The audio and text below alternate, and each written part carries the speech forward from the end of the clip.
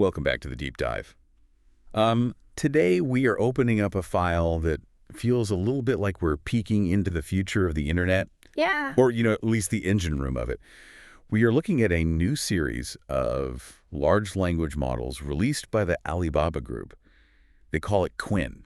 It's a really fascinating release. And honestly, the name itself sets the stage perfectly for what they're trying to do. It's not just a random, cool-sounding acronym. Yeah, and I wanted to ask about that, actually. QWEN.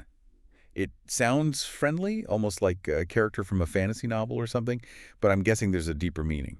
There is, yeah. It's derived from the Chinese phrase Tangyi Kanwen. So Tangyi implies a kind of universal understanding, but Kanwen literally translates to thousands of prompts. Thousands of prompts. Right. I like that. It feels less like a static library and more like a conversation. Exactly. Yeah, it captures the essence of these models perfectly. They aren't just, databases of facts. They're designed to respond to the myriad, chaotic, endless questions we humans throw at them. It's a model built for the infinite variety of the prompt. And that is exactly what we're unpacking for you today. Because we aren't just talking about another chatbot here. We are looking at a comprehensive suite. It seems like every week there's a new model out. But the source material we have today, the official technical report from the QWEN team, suggests this is different. They didn't just release one brain. They released a whole lineage. That's the key differentiator. We see releases like GPT-4 or Llama, which are usually singular moments, like, here is the big model. Right. But QWEN is a full spectrum. They released everything from lightweight models you could potentially run on a consumer device, all the way up to massive specialized brains for coding and mathematics. So our mission today on the deep dive is to figure out what makes this tick. We're going to look at how they built this brain, specifically the architecture choices that make it so efficient. We're going to look at how they solve some pretty famous problems in AI development. Something called the alignment tax, which sounds painful. It can be. And finally, why its ability to use tools might make it a serious competitor to the giants we already know. It's really a look under the hood of a serious contender in the open source space. Let's start with the raw material then, the building blocks. I was reading the report, and the number that really jumped out at me was 3 trillion. That is the number of tokens, basically pieces of words that this thing was trained on. 3 trillion. That feels, is that excessive? It is massive. To put that in perspective for you, that's covering public web documents, encyclopedias, books, and code. But the sheer volume isn't the only interesting part. It's the diversity. Okay. Because Alibaba is a global giant, they placed a huge emphasis on this being multilingual. It's very heavy on English and Chinese, obviously, but it's designed to bridge those linguistic worlds in a way many US-centric models just aren't. Right, but we've all heard the phrase garbage in, garbage out a million times. Oh, absolutely. If you scrape 3 trillion tokens from the web, aren't you getting a lot of junk? Have you seen the comments section on most websites? You absolutely are getting junk, and that's where their cleaning process comes in. The report details this rigorous scrubbing phase. They didn't just feed the machine everything they found. Thank goodness. Right. They use a combination of rule-based filters and machine learning models to score the content. They're looking for quality, coherence, and educational value. It's like a digital health inspector for data. Precisely. And they did something else that I found really smart to prevent the model from cheating on benchmarks. Oh. You know how we test AIs on standardized tests, like the bar exam or math Olympiad? Sure, it's how we keep score. It's how we know if they're getting smarter. Well, there's a big problem in AI training called contamination. If the model has already read the answers to those tests during its training, just because they were on a website somewhere, Oh, I see. it's not smart. It's just memorizing. It's like seeing the answer key before the final exam. Right, getting an A+ because you memorize C, A, B, D isn't the same as actually knowing the material. Exactly. So the QWEN team used a 13-gram overlap deduction. Okay, what is that? Basically, they scanned their training data against the test sets. If a chunk of text, specifically 13 tokens long in the training data, looked too similar to the questions in the test sets, they threw it out of the training data entirely. That is actually really reassuring. It means when we see the test scores later in the deep dive, we know it's not just regurgitating an answer key it swallowed a month ago. It's actually solving the problem. It pushes for genuine reasoning capabilities, yes. Now, I want to pivot to something that sounds super dry, but according to our notes, is actually a huge competitive advantage for QWEN: tokenization. specifically the vocabulary size. Ah, yes. This is one of those technical details that has huge real-world impact. So they use a vocabulary of roughly 152,000 tokens. Most models are way lower than that. Why does that matter to the person listening right now? Okay, so imagine you and I are sending telegrams, old school style, and we pay by the word. Okay, I'm with you. If my dictionary allows me to use a single specific word to describe a complex concept like schadenfreude, but your dictionary is smaller, so you have to write out taking pleasure in someone else's misfortune, Yeah. who pays less for the telegram? I pay way more. You're more efficient because you have the specific word ready to go. That is Qwen, because they expanded the vocabulary to 152,000 compared to, say, Alama or Baishuan, which have smaller vocabularies. Qwen can express more information with fewer tokens. The report shows it achieves much higher compression efficiency. So for a developer paying for API access or running this on a server, Qwen is effectively cheaper and faster because it talks in a more dense language. Exactly. It saves money and time during inference. It's a subtle architectural choice that has huge economic implications for anyone building an app on top of this model. It processes information faster because there is literally less of it to process. Let's talk about the architecture itself. The report throws around terms like rope-E and SWIGLU. I'm going to be honest, SWIGLU sounds like a cleaning product you buy at 3 a.m. on an infomercial. It really does. Yeah. SWIGLU, for those tough kitchen stains. Right. But in this context, it refers to the activation function. That's the mathematical logic that decides which neurons in the brain fire. Without getting bogged down in the calculus, SWIGLU is essentially a more efficient, smoother way for the network to learn complex patterns compared to older methods. And ROPE, that stands for Rotary Positional Embedding. Right. This addresses a fundamental problem in language models, which is context. The model needs to understand where a word is in a sentence relative to other words. If I say dog bites man versus man bites dog, the position of those words changes the entire reality. One is a bad day for the man, the other is a weird news story. Exactly. ROPE is a very efficient way of encoding that positional information using rotation in a geometric space. It helps the model understand relationships between words regardless of how far apart they are in the sentence. So what does this combination of SWIGLU and ROPE actually get us at the end of the day? It gets us a model that is stable, learns efficiently, and crucially, can handle long conversations. Which leads us perfectly to the context window. Right. This is how much the AI can remember at one time. Yes. The base Q model started with a context window of 2,048 tokens. That's standard, maybe a few pages of text. But they wanted to push it to 8,192 tokens so it could read long documents. Usually to do that, you have to retrain the whole model, which costs millions. But they found a cheat code. They did. They used a technique called NTK-aware interpolation. Okay. Think of it like stretching a rubber band with a picture drawn on it. Usually if you stretch the positional information, the image gets distorted, the model gets confused, and the resolution drops. This technique allows them to stretch the model's attention span mathematically without it losing focus or needing to go back to school, so to speak. That is incredibly clever. So they built a brain that's dense, efficient, and can stretch its attention span.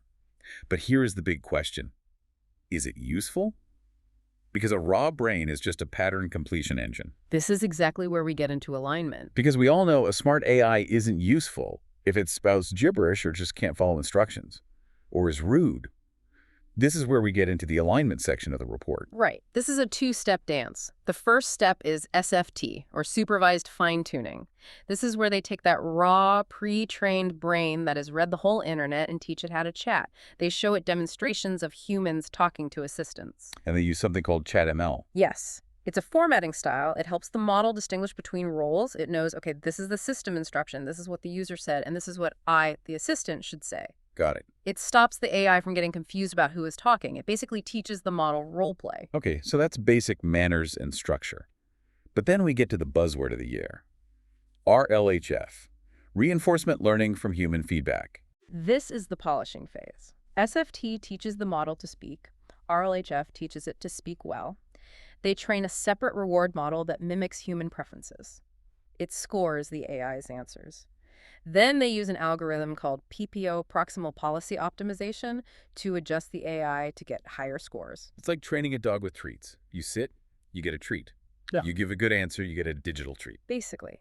But here's where it gets really fascinating from a technical standpoint. In the industry, there is a known phenomenon called the alignment tax. The alignment tax. It sounds like something I pay in April. It's the idea that as you optimize a model to be safer, narrower, or more polite, it often gets a little dumber. It loses some of its creative edge or its raw knowledge because it's so focused on following the optimization rules. It's a trade-off. So you usually have to choose between a genius jerk or a polite, mediocre student. Right. But the Qwen team claims to have mitigated this. They used a pre-trained gradient technique during the reinforcement learning phase. Translate that for us. Essentially, while they were teaching the model to be polite and aligned with human preference, they kept a connection open to its original raw pre-training data. They made sure the weights, the connections in the brain, didn't drift too far from that original encyclopedic knowledge. So they taught it manners without giving it a lobotomy? That is the perfect way to describe it. The report shows they maintained performance on knowledge benchmarks even after alignment. That's a very difficult needle to thread. That's a huge win. Okay, so we have a generalist model, but the report says Qwen isn't just one thing. They built specialists, CODE-QWEN and MATH-QWEN. This is a trend I absolutely love. Instead of forcing one model to be good at poetry and Python, they took the base Qwen model and sent it to grad school. Let's talk about CODE-QWEN first. They took the base model and fed it an additional 90 billion tokens of code. 90 billion. That's a lot of GitHub repositories. It's pure code. And the results are stark. On the human evil benchmark, which is the standard for testing coding capability, the CODE-QWEN-14B model outperforms other open source models. It even rivals much, much larger models like StarCoder. So you have a smaller, more efficient model that punches way above its weight class because it's specialized. Exactly. It doesn't need to know the capital of Peru to write a Python script, so it focuses its capacity entirely on the code. And the same happened with MATH-QWEN. LLMs are notoriously bad at math because math requires rigorous logic, not just predicting the next likely word. Right, because 2 + 2 = 5 is a valid sentence grammatically, even if it's wrong mathematically. Yeah. An LLM might write it if it saw it in a fiction book. Precisely. So they train MATH-QWEN on math-specific instruction datasets, real questions and solutions. And on the GSM-8K benchmark, which is grade school math word problems, MATH-QWEN-14B-CHAT approaches the performance of GPT 3.5. Wow. For an open source model of that size, that is a massive achievement. Really challenges the idea that bigger is always better. Maybe smarter training is better. It absolutely does. It suggests that specialized data beats generalized scale for specific tasks. But there's another layer here. We aren't just talking about answering questions. We're talking about doing things. Agents. This is the frontier right now. The agent capabilities. The report details how Qwen isn't just a chatbot, it's a tool user. The code interpreter caught my eye. This is where the AI writes code to solve a problem instead of just guessing, right? Yes. If you ask a standard LLM to calculate the average of this massive data set, it might just hallucinate a number that looks plausible. It's guessing. Yeah. Qwen's code interpreter will actually write a Python script, execute it in a sandbox, run the calculation, and give you the real answer. The report had a RITA-specific example of why this is better, involving a CSV file. Oh, this was great. They compared Qwen to CodeLlama. They gave both models a CSV file, a spreadsheet, and asked for a visualization. CodeLlama looked at the file name, guessed what columns should be in there based on the name, and wrote code for columns that didn't even exist. It hallucinated the data structure. It faked the homework. Yeah, it did. It tried to bluff. Qwen, however, used the code interpreter to actually inspect the file, read the real columns, and generated the correct graph. That is the difference between a toy and a tool. One is playing pretend, the other is doing the actual job. It is. It's using a technique called react prompting, reasoning and acting. It thinks about which tool to use, acts by using the tool, and then answers based on the result. It's a much more human way of solving problems. You don't guess the math. You grab a calculator. Qwen knows how to grab the calculator. Speaking of human ways of solving problems, we have to talk about the personality of this thing. Yeah. The report actually included a section on human evaluation, and they admitted that automated benchmarks aren't everything. They did. You can pass a test and still be boring or weird to talk to. So they included some examples of the model's outputs. And there was a joke. I have to read this. The prompt was to write a joke set in a supermarket involving a fruit misunderstanding. Let's hear it. Okay, so the model writes, a boy helps an old lady in a supermarket who can't find a good apple. He tells her, Granny, I found a great apple on the counter for you. He runs and grabs a huge red fruit. The old lady smiles and says, Child, thank you, but this is a tomato. You know, that's actually a coherent joke. It is. It has a setup, a misunderstanding, and a punchline. Yeah. It understands the visual similarity between a red apple and a tomato and why that would be funny in a context of helping someone. That requires a level of common sense reasoning that is really hard to capture in a multiple choice test. It shows the model understands social nuance and visual concepts. And speaking of nuance, there was a Chinese language test in the appendix that blew my mind. The grape skin tongue twister. Show off. But the model nailed the pinyin for that, the phonetic spelling right. It did. And that's significant because Chinese is a tonal language full of homophones. The same sound can mean 10 different things depending on the tone and character. Understanding that tongue twister means understanding the specific characters and their interplay, not just the sounds. It shows that the multilingual claim isn't just marketing. The model really grasps the structure of the language. So when they put Qwen against the giants in these human evaluations, Yeah. actual people rating the answers, how did it do? The results were telling. The models with RLHF, the ones trained with feedback, significantly beat the SFT models. That confirms RLHF is crucial. In head-to-head battles, QWEN-14B-CHAT is very competitive with GPT 3.5. But not GPT-4. Not yet. The report is honest about that. GPT-4 still holds a crown, particularly in complex creative writing and deep nuance.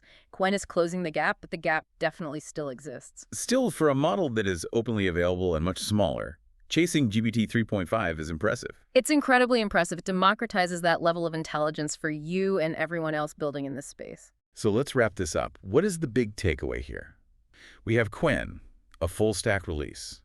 Better compression via that massive vocabulary, smart architecture with Ropi and Suizhil Yu, specialist models for code and math that beat the generalists, and it knows how to use tools without hallucinating columns and spreadsheets. The big takeaway is that the moat is shrinking. For a long time, we thought only the companies with the biggest, most proprietary, closed-door models could achieve high-level reasoning. Qwen proves that with smart engineering like the cleaning of data, the alignment techniques, and the specialization open-sourced or at least accessible, models are rapidly catching up. It feels like we are moving from an era of magic black boxes to an era of high-performance engines that we can actually look at and tinker with. That's a great analogy. Before we go, I want to leave you, the listener, with a thought. Yeah. You mentioned the specialists earlier. MATH-QWEN and CODE-QWEN. Here's a provocative thought for you to mull over today. Qwen proves that these specialized models outperform generalists the same size.